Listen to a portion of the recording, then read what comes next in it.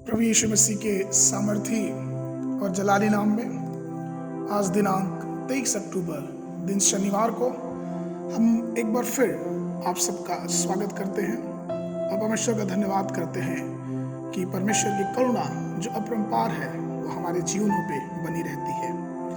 आज के मनन का विषय है पुराना और नया मनुष्यत्व। पुराना और नया मनुष्यत्व।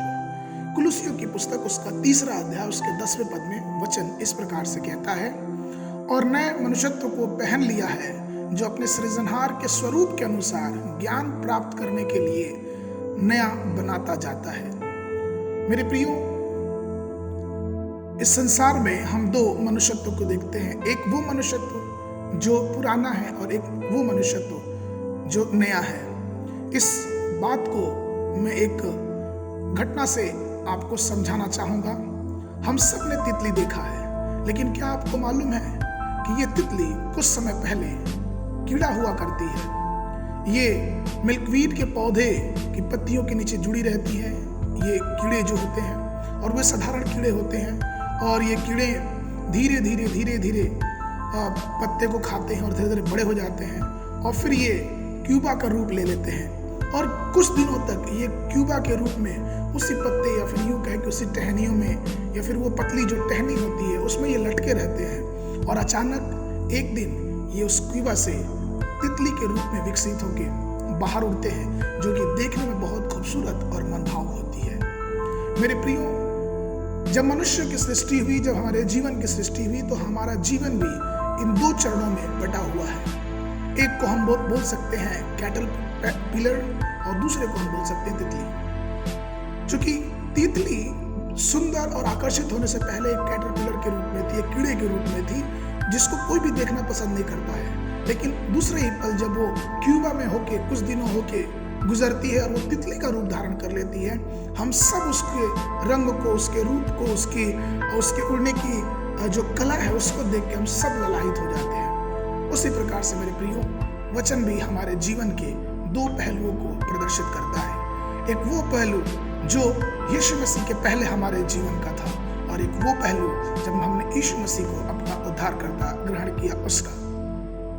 हम भले ही मनुष्य रूप में बुजुर्ग या फिर उम्र में बढ़ते जा रहे हो, लेकिन मैं आपको बताऊं कि अगर हम मसीह में हैं तो हम एक नई सृष्टि की तरफ अपने रूप को, अपने जीवन को बढ़ाते चल रहे हैं। इसलिए तो पवित्र शास्त्र में जो 3 पुस्तकें हैं वो अलग अलग रूप से इस बात को प्रदर्शित करती हैं।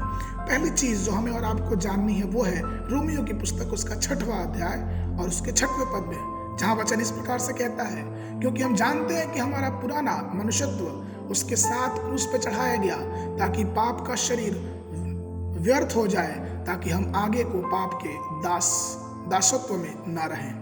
मेरे प्रियो, पौलुस यहाँ साफ साफ कहता है क्योंकि हम उसके पुराने मनुष्यत्व में हमको हटा दिया गया, हमको क्रूस पे चढ़ा दिया गया। वो पापी जो गुण है वो पुराने आदम में मार दिया गया और चूंकि हमने यीशु मसीह को अपना उद्धारकर्ता ग्रहण किया है और उसके सूली पे मर जाने से हमें एक नया मनुष्यत्व मिला है। तो सबसे पहली चीज हमें और आपको यह जानना है कि चूंकि हमने यीशु मसीह को ग्रहण किया है तो हमारा पुराना मनुष्यत्व, पुराना आदम मर सा गया है।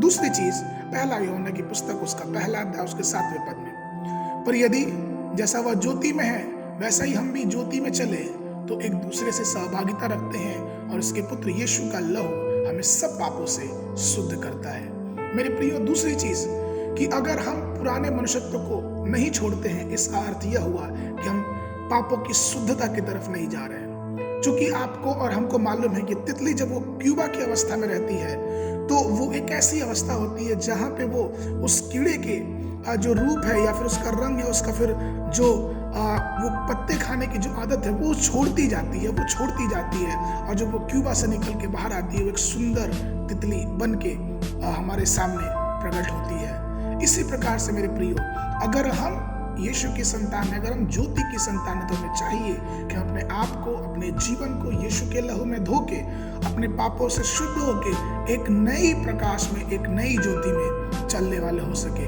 और तीसरी चीज जो है वो पाई जाती है इफिसियों की पुस्तक उसका 4वां अध्याय उसके 24 पद में, और नए मनुष्यत्व को पहन लो जो परमेश्वर के अनुसार सत्य की धार्मिकता और पवित्रता में सृजा गया है। तीसरी और सबसे गंभीर बात कि जब हमने पुराने मनुष्यत्व को उतार दिया है, तो आइए हम सब मिलकर अपने नए मनुष्यत्व को जो प्रभु यीशु मसीह हमें देता है, अपने मृत्यु के द्वारा, अपने लहू के द्वारा, अपने आदर और अपने करुणा के द्वारा हमें जो देता है, अपने अनुग्रह के द्वारा जो हमें देता है, हम उस मनुष्यत्व को पहन लें। क्योंकि उसको पहनने के अनुसार हम इस बात की सच्चाई में और अपने जीवन की जो सत्य और धार्मिकता की खोज में और भी आगे बढ़ते जाएंगे। तो मेरे प्रियो, हमें इस बात को ध्यान रखना है कि हमारा पुराना मनुष्यत्व अब हमारी पहचान नहीं रही, लेकिन हम नए मनुष्यत्व में आगे बढ़ते जाएं। आज के मनन के लिए जो पद लिया गया वो है इफिसियों की पुस्तक उसका 3रा अध्याय 14 और 16 पद। इफिसियों की पत्री उसका 3रा अध्याय 14 और 16 पद। मैं इसी कारण उस पिता के सामने घुटने टेकता हूँ कि वह अपनी महिमा के धन के अनुसार तुम्हें यह दान दे कि तुम उसके आत्मा से अपने भीतर मनुष्यत्व में सामर्थ्य पाकर बलवंत होते जाओ। परमेश्वर आप सबको आशीष देवे।